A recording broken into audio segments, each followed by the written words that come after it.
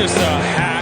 He's just an absolute hack. And he gets his ass kicked by his teammates every week. It's just, it's terrible. It's just terrible. Separate from the implications, which I want to get to, I'm very confused by the decision making. We talked about a lot on the preview show on how if you lean on Bijan and you stick to what has been the reason for your success. What do you have, 12 rushes? 12 carries. When you lean on him, and not just him, your run game, you've got a really, really good run game. And in the games that there's actual evidence. There's evidence that when you don't run the football and you don't turn to the most talented player in your conference and one of the most talented players in the country, the most talented running back in all of college football, there is a lot of evidence in their bad games that it's been the reason why they've lost, specifically that reason. And for whatever goddamn reason, Steve Sarkisian's trying to smarter than the room, trying to be smarter than the room. I don't know. I was dumbfounded. Did you see how many times they lined Bijan Robinson out wide at the X? I don't know what that was. I don't know what any of that was. I don't understand what that. Who is he full? What? You're not going to throw it to him. Steve Sarkisian is a really good coach. He is a really good offensive coach. I'm fine with him. But the dude is sometimes he overthinks himself goddamn much, and he needs to stop. It is the most stupid, frustrating crap that I sat and watched through. It was mind-boggling, and I wasn't even rooting for Texas. I was rooting for TCU because we both picked them. Yeah. No, it's just I don't care about Texas. When have I ever cared about Texas? Have I ever talked about the good old glory days of Earl Campbell? Like every fucking Texas fan that I know that's over 40 years old. Oh, you should have seen Earl, man. He was different. You should have seen him. He just was Ricky Williams. He was just a king of the campus. I'm like, okay, well, you have a job and kids. Why are you idolizing him like this? You know the one I always get that gets brought up every day in the office or every week in the office, like, man, Vince Young, man, he was different. Vince Young, man. You work with a bunch of Texas gentlemen. And that's Every time Lendale comes, they also go out of their way to bring it up. I don't understand why they do that. Yeah, it was a goofy ass week I just didn't understand. If you want to win the game, and this is my problem with Atlanta and analytics, if you want to win the game, you get the ball to your best player. That's what we saw this afternoon with the Vikings. Who did they give the ball to today, Joe? They gave it to Justin Jefferson. Yes. He went for 11 catches, 190. All right. Maybe the best catch of all time today.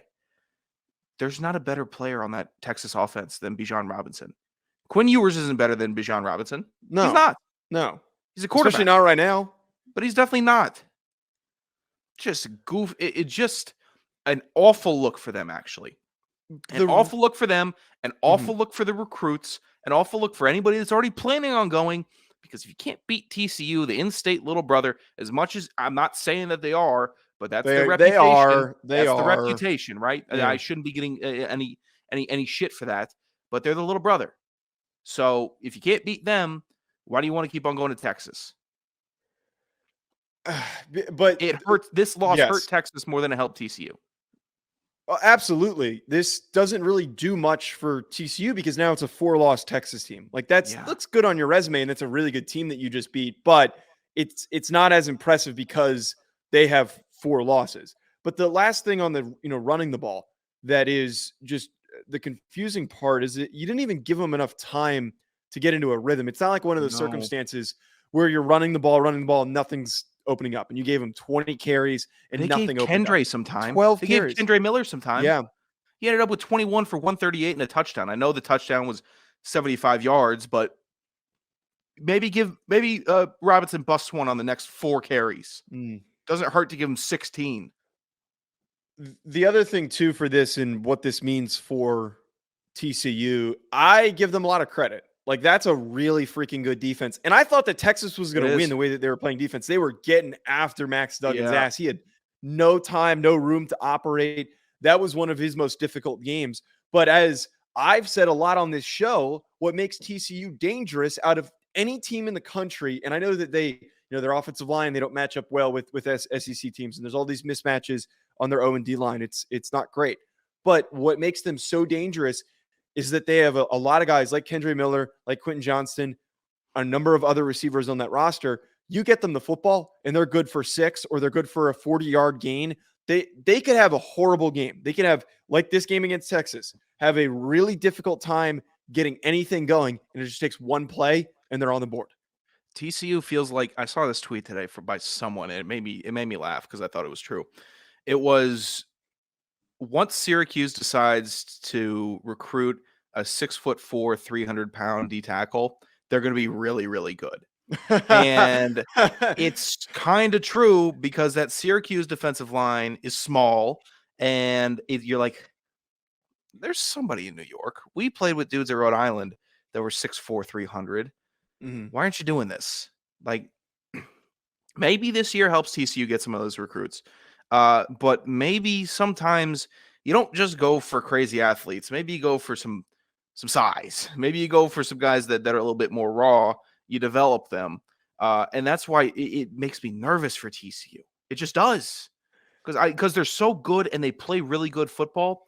But I don't know if they're the grown-ass men that are sitting in the SEC waiting to go in the first round automatically year after year. Mm-hmm. That's what the sport is. Who's got the most men on the team?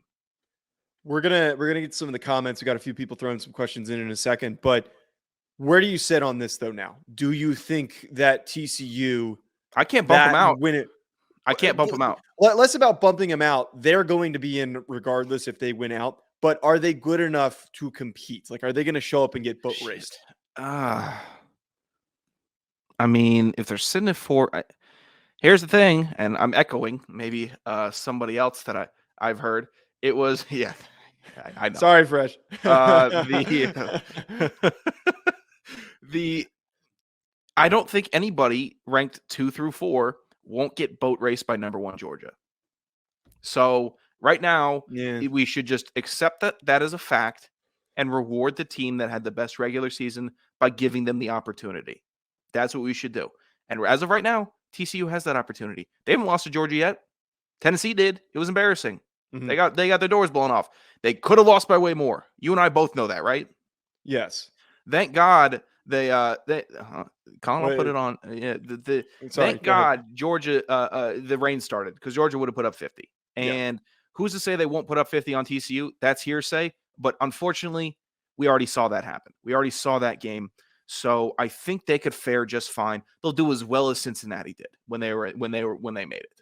All right. People love taking that lap of saying this is what happens when you have a group of 5 team make. Okay. So they'll do as good, if not better, than Cincinnati. But they have more stars. But I would say that, yeah, right. So that's my point, is that I would say that this TCU team is better than that Cincinnati team. So, like, that's where, to me, anyone who's trying to make the argument, like, Ritter was TCU pretty damn belong. good, though. Ritter was pretty damn. He has to be the Barstool had a good tweet. Ritter has to be the worst quarterback of all time because he's still sitting behind Mariota, but he was pretty good in college. He could make the throws. He was mobile. Mm-hmm. But Duggan's got like a composure to him that's I think, like, okay, keep on soaring the draft boards. Keep it up. Let Will Levis keep on throwing for 100 yards and pissing down his leg versus Vanderbilt. Sick of him. I want to talk about that at the end, by the way. No, I agree that I feel that I think Duggan is a better player than Desmond Ritter was. What? I'm a Vols fan, by the way. Sean's a Tennessee fan. I just bought 2 hats. No, yeah, we're not hating. It's just more so context for the argument that we're making.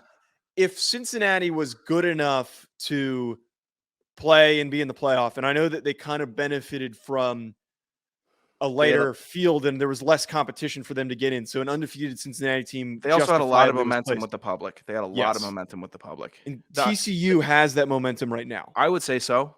They got a bit. They got the Frog. Their social media team posted the best video ever. I mean, all the horns down. Dude, so fucking funny. I'm just like, okay, everyone's kind of doing the horns down jokes. You're gonna throw in a horned owl. Go ahead, throw that in. Flip it upside down. The French horn. Okay, let's put that. I'm just sitting here like, that's fucking great. I've never seen that. The best part too, they also posted the James Draws video, the kid who hops on and does the What Yeah. happened? That Yeah. was the best part about all of it too, is that they're like the first team that's used that in with really good timing. Right. That juiced me up that they did that. But nonetheless, I think that the closing main point here before we get to some of these comments that we have is that TCU belongs. TCU is good enough. They are not As of right now, they belong.